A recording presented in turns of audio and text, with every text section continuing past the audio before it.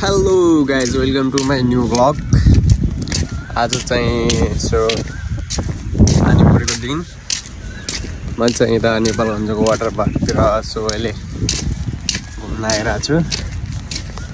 मौसम एकदम धेरै अँध्यारो भइरहेछ। टाइम चाहिँ अहिले 10 बज्न लाग्यो। सो यतातिर तपाईँ देख्न सक्नुहुन्छ पानी चाहिँ एकदम फुल भरिरहेछ।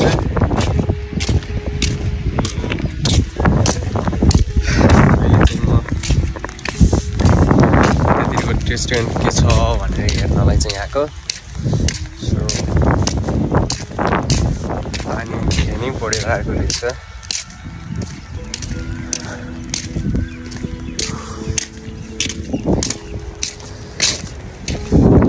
सो यही चैतको समथिङ कति 31 गतेदेखि चाहिँ नेपालगञ्ज वाटर पार्कमा चाहिँ मेला लाग्नेवाला थियो।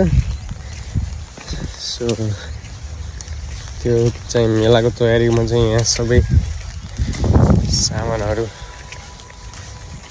मिलजुट गरेको होला। सबैहरू हाल्दो रहेछ हावाहुरीले। तपाईँ देख्न सक्नुहुन्छ कस्तो बनाइदिएको छ।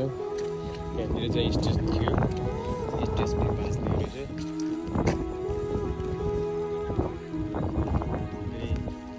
तयारी गरेको सबै फालिदिएछ। हावा एकदम धेरै थियो यहाँ चाहिँ।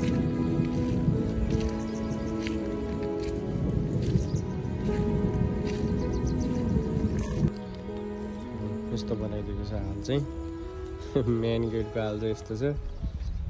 भित्रतिर पनि सबै फुट गराइदिएको छ। यताको यता खालदिरहेर यता यता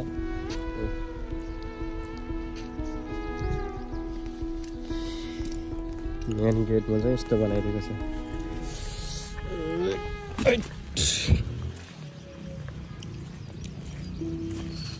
त्यत्रो दिनदेखि मेहनत गरेर बनाइरहेको थियो सबै साथीहरूले।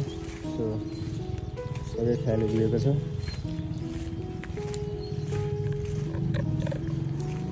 यहाँ मेलाको तयारीमा चाहिँ अहिले यस्तो बनाइदिएको छ हिजोको हावाहुरीले गर्दा चाहिँ। सो अब फेरि ट्राई गरिरहेछन्। चाहिँ फेरि हावाहुरी लागेन भने चाहिँ ठिक भयो, नत्र चाहिँ फेरि त्यही हो हाल। सो देख्न सक्नुहुन्छ तपाईँ मेलाको तयारी। यो चाहिँ म सो अलिअलि घुमिदिउँ भनेर आएको। पानीले चाहिँ पानी भन्दा नि हावाहुरीले चाहिँ लास्ट क्षति गरिरहेछ। सो यति बेला नै फेरि सबै ठाउँतिर गाउँहरू नि लागेर घट्न लागिरहेको थिएँ। हिजो नि काटिरहेको थियो सबै हावाहुरीले गर्दा चाहिँ एकदम धेरै क्षति गरिरहेको छ। अहिले चाहिँ म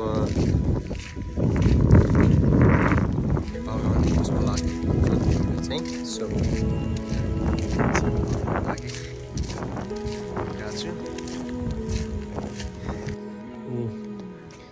वाटर पार्कको यो यसमा नि पुरा पानीमा पुरा झाडै झाड बनाइदिएको छ। फोहोरहरू सबै ल्याएर फ्याँकिदिएको छ हावाले गर्दा। सो फुलहरू पनि सबै झारिदिइसक्यो।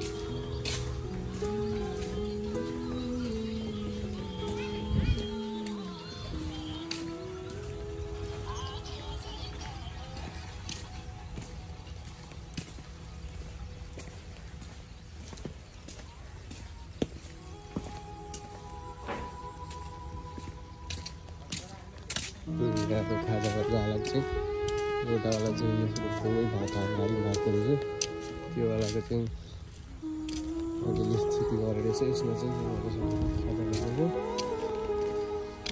सो अरू चाहिँ यस्तो छ यहाँको क्षतिहरू चाहिँ तपाईँले देखिसक्नुभयो यो जग्गा हावाको चाहिँ सिङ्गम सर